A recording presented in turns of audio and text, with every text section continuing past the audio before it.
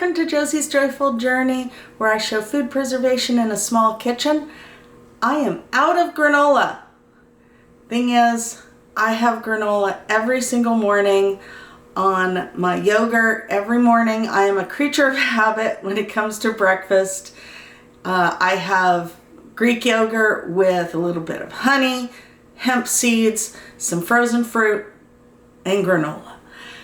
And for the longest time, I would buy the bags at the store, and then I remembered that I had a recipe to make my own. And I haven't gone back to using the bagged granola because it is so delicious, and I can make it however I want. So, let's get ready. I'm gonna make sure I've got everything set up, and let's make some granola together. So I'm going to start with the liquid ingredients first and get those going. And what I've got here is a cup and a half of water. And here's the thing, is that, yeah, this started out with an official recipe from a recipe book, but it's changed so much. I've added, taken away things that I just do what I've been doing for a while now, and it works for me. So a cup and a half of water, and then, now I do know the original recipe called for 3/4 of a cup of oil. I don't like having that much in there, so I just do a half cup. And then I got my half cup of honey. And one way to help get both honey, molasses, anything sticky out is to spray the measuring cup first with olive oil or some sort of oil. Now the reason this isn't coming out, I had an old bottle of honey that was crystallized, and I really just wanted to use that up, so it's a lot thicker than it normally would be. Get that in there. Okay. And then I'm going to stick that over there.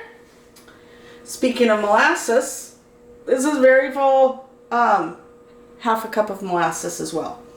Now see how nicely that comes out? I'm just going to use the same knife, make sure that I get all of that goodness.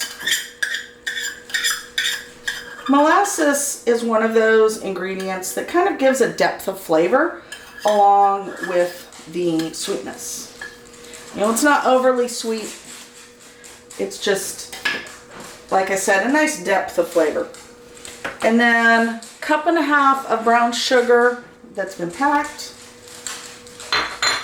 I always end up using about a tablespoonish of vanilla extract, and then I've got cinnamon and salt in here. I use probably about half a teaspoon at most, and then about a tablespoon-ish of cinnamon. And then I'm going to turn this on to medium. And I'm going to be stirring this up. Why is it that I always, every time, forget to grab something to stir with from? I may not be consistent about some things. I am very consistent about forgetting to grab something to stir with. So I'm going to go ahead and get this, and the goal here is to make sure that the sugar is nice and dissolved. So I'm going to work on this and then get all the dry ingredients set up over here, and I'll be right back. I've got the liquid going, and it's basically dissolved, so I turned off the stove. That way the stove itself can start cooling off, and then I can use that in a little bit, that surface, and also preheat the oven to 300 degrees. Okay, so the dry ingredients, you're just gonna take the whole container and dump it in there. Get the biggest bowl you got. And then the other things are a cup of wheat germ. I just used the last of what I've got there. Actually, sorry, that would be the cup of flaxseed I just put in there. And then this would be the wheat germ. And then I also have 2 cups of sunflower seeds that goes in there. And the thing is, the original recipe had things in there that I don't really want in my granola personally, you know, like shredded coconut. It did have the 2 cups of sunflower seeds, but then it had like 2 cups or so of various nuts, and that gets to be a little bit too much for me. So this is a cup-ish of chopped pecans, because I'm in Texas, we gotta do pecans, right? So that's it for the dry ingredients, and you're just going to stir it up. Sometimes I'll get walnuts if I'm feeling like it. It just depends on my mood. This does, as you can see, it's gonna make a lot. So I don't have to make this too very often, and I have containers that I'll be keeping these in, which I'll show that later.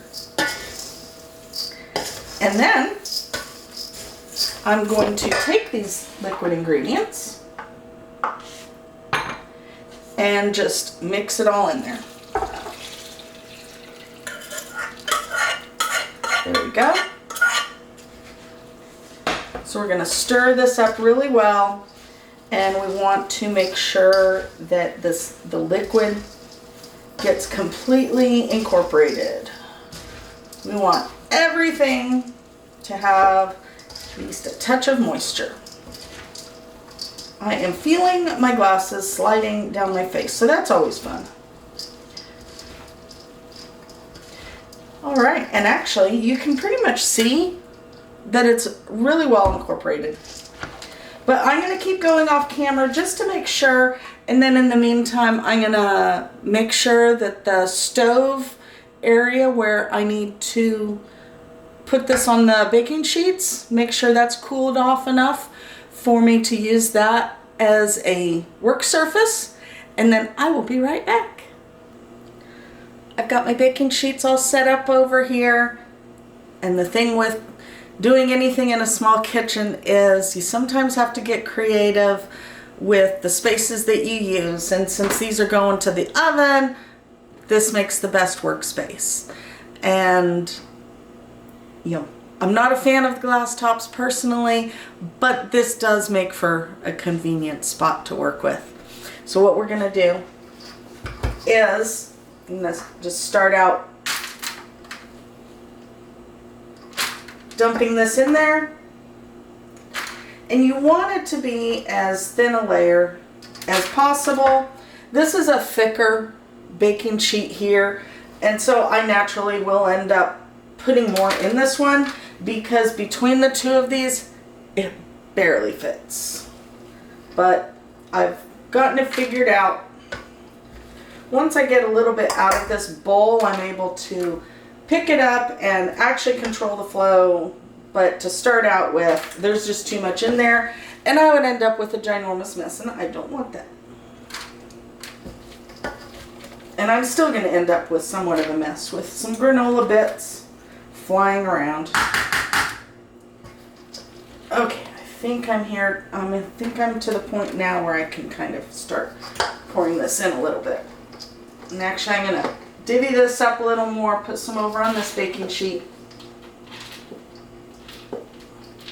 and spread that out. This is one of those things, as I said before, you want to have the oven preheated to 300. So this is kind of one of those low and slow kinds of things. It definitely takes time for the baking. You're going to be checking and stirring it every 15 minutes. So this is something that you have to babysit. And the last time I made this, I went 1 cycle too long. And plus I was doing it at every 20 minutes, and yeah, that just didn't work out so well. I mean, it wasn't like burnt. I still ate it. It was still good. But it was a little darker than I would normally like. So let's get this all spread out. And then I'm going to get this put into the oven. And then I will show you how to go about stirring this without ending up with granola all over your kitchen. So we're done with that first 15 minutes. I'm going to show you how to stir this without making a huge horrible mess. Look, I remembered to grab it before starting. Yay, progress, right? So the key is you want to take the spatula, kind of push it towards the middle of your baking sheet. Especially with one that's low sides like this. And then you're just going to take and spread it back out. And then what I will normally do is I will take from the middle and just kind of guide it over like this. There will always be at least some bits that escape. I don't think it's possible to not make at least a little bit of a mess, especially if you are me. So you kind of spread that back out, and then because I've got these two baking sheets in the oven at the same time, obviously one goes on upper, one goes lower. So each time when I put them back in, I'm going to rotate them. So this first time around, the shallow baking sheet was on top, the deep one was on the bottom. So when I put them back in the oven, I'm going to switch that and then just alternate. That way you get a much more even cooking. And I will see you when all of this is done and I am ready to put it in a container. I have both trays out. The deep one did take about 15 minutes longer. So this one took about an hour, this one about an hour and 15 minutes, just because there's more there, it's thicker. The goal is that you want it to be dry, but not cooked. You just want the moisture out of there so that you don't end up with mold. That's the whole goal there. So I have my long-term storage, well, long-term, and then I have my daily container, which is just a little jar, and I use 1/3 of a cup every morning on top of my yogurt, so it just gives that extra little bit of fiber, flavor, all that good stuff. And the great thing with making your own is that you can put whatever you want in here. If you like raisins, chopped fruit, dried fruit, go for it. Put in whatever you like. I can see it's kind of steaming up here a little bit, so after I put this in here, I'm going to leave the lid open for a little while just to make sure that it cools off more. I mostly want to be able to show you this process here.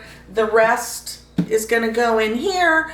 I do have some other spare containers because sometimes it just ends up being a little more than what'll fit in here as well. So that would be my granola, and I will be set for 3 to 4 weeks-ish. To be honest, I have yet to actually calculate how long it takes. I always mean to. Every time, I'm going to mark down when I made this, and I'm going to figure out how long this lasts. That never happens. Never. I hope that this is something that you can add to your repertoire if it's something that you enjoy. Give it a try. It really does have so much flavor to it, especially when you can add whatever flavors you like. I will see you next time, and In the meantime, remember, life is a journey. Let's make it joyful. Don't forget to like, subscribe, send this to your friends, do all the things. I love you guys, and I will see you next time. Bye.